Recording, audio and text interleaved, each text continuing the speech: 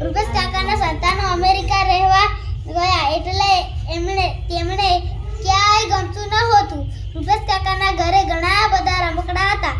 રૂપેશ કાકાએ આસપાસના બાળકોને પોતાના ઘરે બોલાવવા એક રૂમમાં રમકડા ગોઠવ્યા અને પોતાના ઘરને ટોય હાઉસ નામ આપ્યું.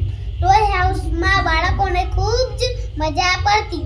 આ રમકડા બાળકોને ઘરે લઈ જવા માટે રૂપેશ કાકાએ એક પાટિયા પર લખ્યું, એક રમકડું આપી જાઓ અને બે લઈ જાઓ.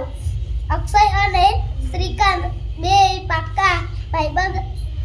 અક્ષયને રૂપેશ કાકાનું ટોય હાઉસ ખૂબ ગમી ગયું. તે તો ત્યાં ઘણીવાર રમવા જાય, પણ શ્રીકાંત એની સાથે જ ન આવે. એ તો આખો દિવસ મોબાઈલથી જ રમ્યા કરે.